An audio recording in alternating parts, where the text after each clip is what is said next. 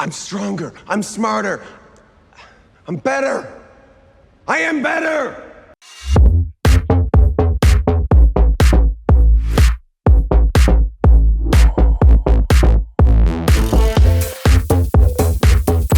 Anthony Starr est un acteur de théâtre et de cinéma néo-zélandais qui a captivé le public par son jeu impeccable. Alors qu'il a déjà atteint tous les sommets dans son pays, sa carrière à Hollywood ne cesse de prendre de l'ampleur. Nous allons maintenant vous expliquer comment le parcours créatif d'Anthony a commencé et ce qui se cache derrière le regard perçant de l'un des acteurs hollywoodiens les plus secrets. Mix Show présente Anthony Starr, comment vit le super vilain de The Boys et combien il gagne? Anthony Starr est né le 25 octobre 1975 en Nouvelle-Zélande, à Auckland, selon certaines sources à Wellington, selon d'autres, où il a passé son enfance. Le garçon a été élevé avec 2 sœurs dans une famille moyenne. Dès son plus jeune âge, Anthony a eu une nature libre et contrairement à ses sœurs, il n'est pas un modèle de comportement. Pendant sa scolarité, le garçon a pratiqué les arts martiaux et le karaté pendant 8 ans. D'ailleurs, à l'époque, le garçon était obsédé par l'idée d'apprendre à faire un saut périlleux-arrière.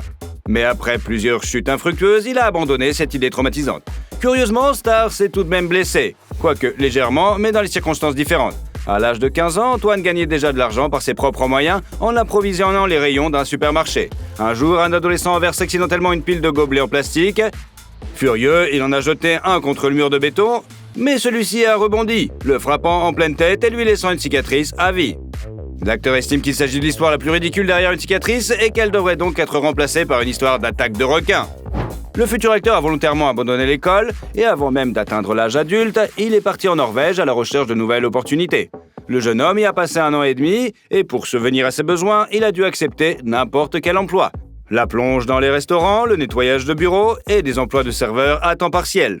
Pendant son temps libre, Starr ferait du snowboard et étudiait le norvégien. Par ailleurs, outre le norvégien, Anthony parle couramment l'espagnol. De retour dans son pays, le jeune homme a décidé de s'inscrire dans une école de théâtre et a commencé à participer à des auditions pour la télévision. Bientôt, Starr a eu de la chance et on a commencé à l'inviter à participer à de petits projets télévisés. En 92, à l'âge de 17 ans, Starr commence sa carrière professionnelle en jouant dans la série Shortland Street. Le feuilleton a d'abord été mal accueilli par le public néo-zélandais et le projet a failli être abandonné après la première saison.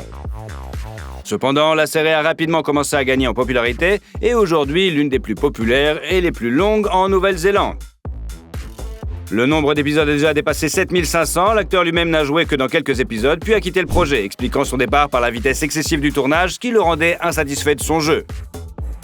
Néanmoins, grâce à son rôle dans ce projet, Anthony a remarqué, en 1995, il est invité à jouer dans la série conjointe américo-néo-zélandaise Xena Warrior Princess, dans lequel il apparaît dans 2 épisodes. But I'm not convinced this is going to take down the giant. Well, this is my best weapon. Besides, anything's possible when you put your faith in the Lord, Gabrielle. En 2000, Starr a joué un rôle épisodique dans la série dramatique juridique Sweet Legal. Et l'année suivante, il a joué le rôle de Todd Van Der Welter dans la série Mercy Peak, apparaissant dans 21 épisodes. Cependant, le projet n'a pas rencontré le succès escompté auprès du public et a été rapidement annulé. En 2003, la filmographie de Starr s'est enrichie de la série Hard Out, du drame Skin and Bone et du film d'action Terror Peak. Dans ce dernier, Anthony incarne Jason, le propriétaire d'une agence de voyage, qui, avec des touristes, se retrouve sous la menace d'un volcan réveillé. Le film n'a pas connu un grand succès, mais son rôle est devenu l'un des plus importants pour l'acteur à l'époque. Look, there's air being sucked up there. That must be the vent. We've already been up there and it's blocked with steam. We have to get through it. Okay, well, it's better than the lava.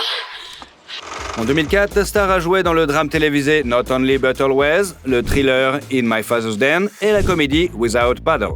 Dans ces films, Anthony n'a eu que des rôles mineurs qui ne lui ont pas rapporté une grande notoriété. Cependant, en 2005, l'acteur s'est vu proposer de jouer dans la série de comédie policière Outrageous Fortune, dans un double rôle, celui de l'avocat sans scrupules Jethro West et celui de son frère jumeau, le Dim Stonervan. Feeling all right? What? Oh, with the whole mum thing. We all need to stay cool. Yeah, I'm cool. Cooler than you.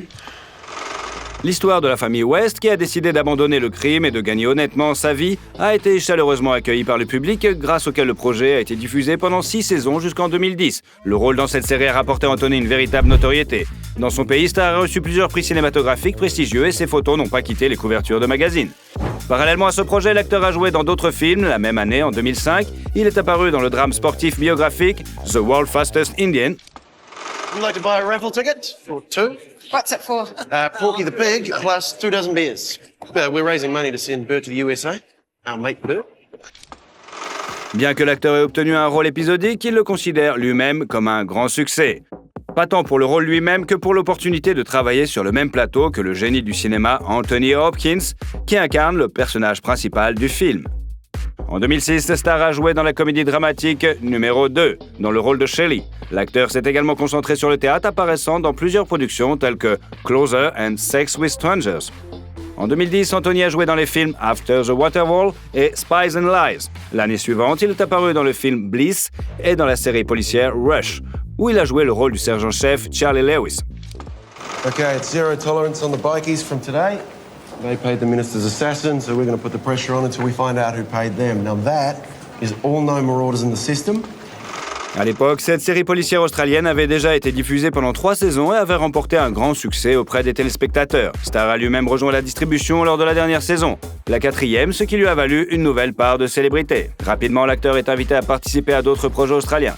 Ainsi, en 2012, il a joué dans les séries télévisées Tricky Business and Low Down, ainsi que dans le film policier Wish You Were Here, où il incarnait Jeremy King, disparu pendant ses vacances.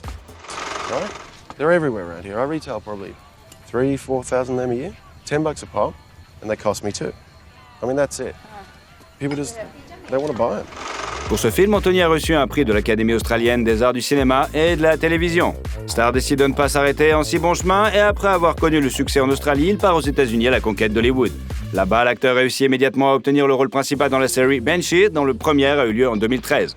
That I will well and faithfully perform the duties of Banshee County Sheriff, the duties of Banshee County Sheriff, the office of which I now enter. the office of which I now enter. Son personnage est un voleur libéré de prison qui a pris l'identité du shérif assassiné d'une petite ville de Pennsylvanie. Il va s'occuper des ennemis et retrouver son ancienne partenaire Han, qui était interprété par Ivano Milicevic. Après la première du film, les médias ont rapporté qu'Anthony avait une liaison avec sa co-star, mais il n'a pas commenté ces rumeurs. La série a été diffusée pendant 4 saisons et a connu un grand succès auprès du public. La popularité du projet a donné lieu à un préquel, Banshee Origins. Les critiques ont également été majoritairement positives. Mais même ceux qui ont donné des avis mitigés sur la série ont trouvé des défauts dans la réalisation et l'écriture, mais en aucun cas dans le jeu de Star. Anthony a brillamment interprété l'anti-héros et a admis dans une interview qu'il préférait toujours jouer des antagonistes. Selon certains rapports, l'acteur a gagné 4 millions de dollars sur ce projet. Après la sortie de la série, l'acteur a pris pied sur l'Olympe hollywoodien et s'est fait des armées de fans. De nombreux magazines de mode considèrent alors Star comme l'un des acteurs les plus séduisants. En même temps, il préférait vivre à une petite distance de Los Angeles, dans la ville côtière de Santa Monica. Lors d'une interview, Anthony racontait aux journalistes son expérience difficile à l'usine à rêve. Selon lui, les tournages aux États-Unis se caractérisent par un rythme beaucoup plus rapide et un emploi du temps plus serré que dans son pays d'origine. L'acteur n'a souvent pas eu le temps de s'occuper de sa vie personnelle. Il a également subi quelques blessures. Pendant le tournage, l'acteur s'est fracturé le coude, s'est déchiré un tendon du genou et a dû subir une intervention chirurgicale majeure au poignet. En raison de ses blessures, l'acteur a été contraint d'abandonner d'autres projets intéressants. Néanmoins, en 2016, Star a joué l'un des rôles principaux de la série policière American Gothic, incarnant Garrett, le fils d'un homme d'affaires influent qui, après sa mort, a laissé ses proches face à son sombre passé. Le personnage d'Anthony a vécu en ermite dans les bois pendant 10 ans et à son retour, il a essayé de travailler avec ses proches pour découvrir si le chef de famille pouvait vraiment être un terrible criminel. I never knew this place was here. How long have you lived in Boston? All my life. On and off. En 2019, l'acteur a joué dans la série super-héroïque de comédie noire The Boys, basée sur la bande dessinée du même nom de Garth Ennis et Derek Robertson. La série raconte l'histoire d'une équipe de justiciers qui combattent les super-héros qui abusent de leur pouvoir. Dans ce projet, l'acteur a obtenu l'un des rôles clés. Il incarne Homelander, un super-héros patriote et le leader des 7. C'est le super-héros le plus puissant, capable de voler et de lancer des rayons de chaleur à partir de ses yeux. En apparence bienveillant, le personnage de Star est en réalité un sociopathe meurtrier. Privé de l'amour et des soins de ses parents, il a grandi dans un laboratoire secret depuis son enfance et a ainsi développé des troubles mentaux. À noter que lors de l'écriture du scénario, les créateurs se sont largement concentrés sur Donald Trump, si bien que le personnage d'Anthony possède certains des traits du caractère et du comportement de l'ancien président. Il est intéressant de noter que Starr est plutôt très grand, mais les réalisateurs ont estimé que son physique n'était pas assez athlétique, si bien que l'acteur a été contraint de porter un costume spécial avec des inserts qui agrandissaient visuellement son torse. Après la première, la série a connu un succès retentissant. Les critiques ont salué le jeu d'Anthony et le rôle de Homelander est à juste titre considéré comme l'un des meilleurs de sa carrière. Pour son travail, l'acteur a été nommé pour le Saturn Award du meilleur acteur dans une série télévisée en continu. Curieusement, Anthony aurait pu rater l'occasion de jouer de ce projet à cause de sa négligence. Les créateurs de la série lui ont envoyé le scénario, mais il n'a pas pris la peine de le lire pendant plusieurs semaines. Lorsque l'agent de Starr le lui a rappelé, il a tout de même regardé le texte. Mais lorsqu'il a vu qu'il s'agissait d'une histoire de super-héros, l'acteur était absolument certain qu'il ne serait pas engagé pour le rôle. Mais il avait tort car les réalisateurs de la série ont admis qu'ils ne le voyaient que dans le rôle de Homelander. À l'heure actuelle, 3 saisons du projet ont déjà été diffusées et les créateurs de The Boys ne comptent pas s'arrêter là. Selon certains rapports, le cachet de Starr s'élevait à environ 400 000 $ par épisode, soit 3,2 millions de dollars par saison. Toutefois, d'autres sources avancent un chiffre nettement inférieur, 90 000 $ par épisode. Sur le tournage de la série, Anthony rencontre l'actrice Erin Moriarty qui incarne Starlight. Les médias ont largement répandu la rumeur d'une liaison entre les deux acteurs, qu'aucun d'entre eux n'a jamais confirmé. Selon certaines sources, la jeune fille, qui a presque 20 ans de moins que Starr, aurait pris l'initiative, mais elle n'était pas son genre, de sorte que la communication entre les deux célébrités est restée au niveau amical. Parallèlement à la série, Anthony a eu le temps de jouer dans la comédie australienne Aunt Donna's Big Whole House of Fun et dans la comédie danoise Gutterby. Dans cette dernière, l'acteur incarne Mike, un proxénète récemment sorti de prison, qui, avec un fabricant de saucisses local, envisage d'ouvrir un restaurant mais entre en conflit avec le shérif. En 2022, Starr a interprété Homelander dans la série animée Diabolical, qui est un spin-off de The Boys. Par ailleurs, les fans de la série de super-héros verront bientôt la 4e saison, dont le tournage est déjà terminé, mais dont la date de diffusion n'est pas encore connue. Selon les premières informations, la série sera diffusée au cours du second semestre 2023. Pour l'instant, l'acteur est toujours actif au cinéma. En avril, le film The Covenant de Guy Ritchie avec Jack Gyllenhaal a été présenté en avant-première. Anthony a joué un petit rôle, celui d'un militaire américain. Starr a également joué dans le film d'horreur Cobweb, dont le premier a eu lieu cet été. L'acteur admet qu'il ne serait pas contre l'idée de s'essayer à la réalisation et à la production de plusieurs projets en Australie et en Nouvelle-Zélande, mais pas dans un avenir proche. À ce jour, la fortune de la célébrité est estimée à 2 millions de $ qu'il a gagné grâce à ses cachets de cinéma. Parallèlement, en 2022, il achète un bien immobilier aux États-Unis pour 2,2 millions de $. Son choix se porte sur une luxueuse demeure à Los Angeles. La maison de 2000 pieds carrés a été construite en 1915 et comprend 4 chambres, 2,5 salles de bain, une cuisine moderne, une salle à manger, plusieurs salons spacieux, un bureau et une salle de yoga. Il dispose également d'un jardin, d'une piscine avec un coin salon et d'un porche ouvert. L'acteur vit dans ce manoir pendant la période de tournage et le reste du temps, il préfère rester dans son pays natal, où il possède un bien immobilier à Auckland. Ses proches y vivent notamment 4 nièces. En ce qui concerne sa vie privée et ses relations, Anthony préfère ne pas partager les détails avec le public et est peut-être l'une des stars hollywoodiennes les plus secrètes. Lors d'une interview, Starr a presque exaspéré les journalistes qui ont comparé la conversation à une partie de tennis, dans laquelle l'acteur a sans aucun doute gagné. Pendant une demi-heure, il a magistralement repoussé toutes les questions sur sa vie privée. La seule chose qu'Anthony a révélée est qu'il est en couple avec Lucy McClay. Sa petite amie est costumière et consultante en médias sociaux. Starr a rencontré la jeune fille dans l'un des restaurants il y a assez longtemps et depuis, le couple est inséparable. Ils apparaissent souvent ensemble lors d'événements sociaux, mais on ne sait pas s'ils sont mariés. Dans l'une des interviews, l'homme a déclaré que le mariage était la relation la plus compliquée qui pèse sur les gens, ce qui n'a fait que confirmer son statut de célibataire. On ne sait pas non plus quelle voiture se trouve dans le garage de la célébrité. On sait seulement que sa première voiture était un break australien Holden Commodore. À en juger par le fait que Starr ne se souvenait pas que de la couleur de la voiture, café, il n'est pas un grand expert en voiture.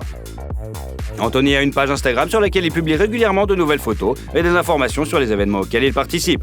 Fait amusant, de nombreux abonnés notent dans les commentaires sous les posts que Starr ressemble beaucoup à l'acteur canadien Scott Speedman. La biographie de cette célébrité secrète comporte également des moments désagréables. En 2022, Starr a été arrêté par la police pour une bagarre entre ivrognes dans un bar de la Costa Blanca. Il a frappé le chef de 21 ans au visage avec un verre, lui a coupé l'arcade sourcilière et a également menacé de mettre fin à ses jours.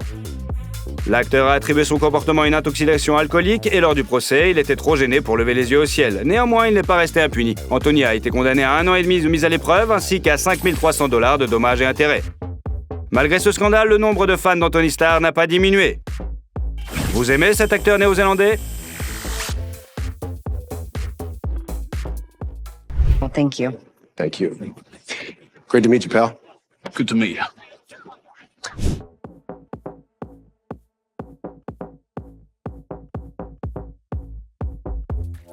Et surtout, si vous aimez la vidéo, mettez un like. Et comme ça, vous suivrez toutes nos autres vidéos. Allez, à bientôt!